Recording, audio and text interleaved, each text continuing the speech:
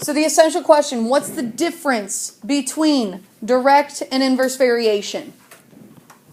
You have on your paper the definition of direct variation, and it's basically what I said during warm-up. As one value increases, so does the other thing that we're talking about. Or as one value decreases, so does the other one. That's direct variation. In directions, so in Algebra 2, we're going to just see how these relationships are developed. If you see in directions y varies directly as x, we're going to use this formula y equals kx. So inverse variation, as one value increases, the other one decreases, or vice versa. As one decreases, the other one increases. In directions, we'll see y varies inversely as x, and this is where we're going to have y equals a constant divided by x. So this k is called a constant of variation. We're going to have to solve for it every single time. So let's see this.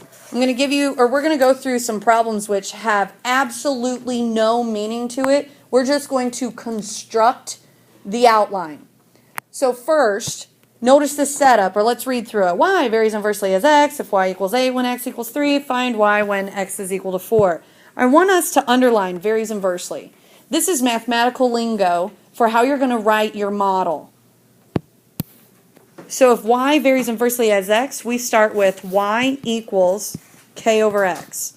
If y is stated first, if y is stated first in words, y is also going to be stated first with the equation.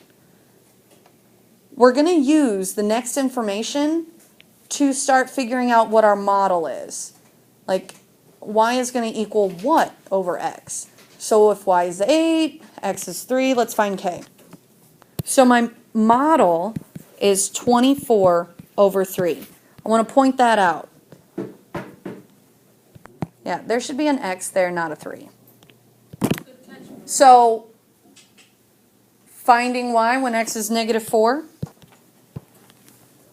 And the next one, if a varies directly as b and a is 8, b is 12, or when b is 6, find b when a is 17. Notice the math setup. A varies directly as b, so I'm going to say a equals a constant times b. We're going to figure out what that constant is using the information given, that when a is 8 and b is 6, what's the constant?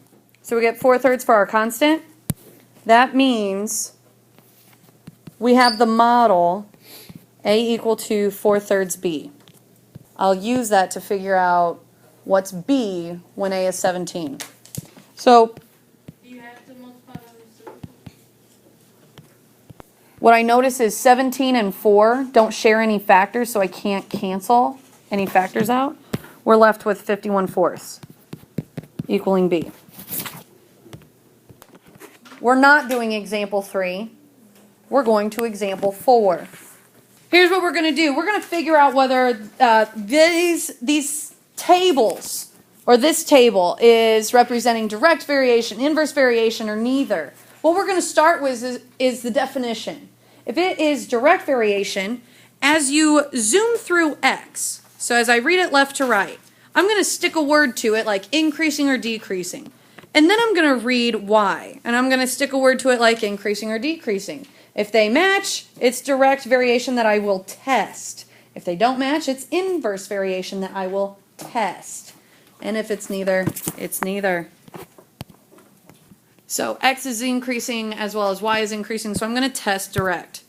So these points should fit some sort of constant times the x column. So let's set up a couple problems. Like, let's set up these and make sure it matches this, which makes sure it matches that. And then this setup, 3, should also have these should all end up being the same constant.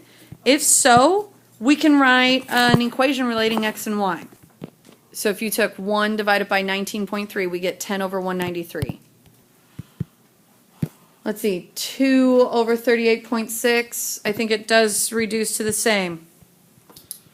And then in the last one, divide 3 by 57.9, and I think you still get the same fraction.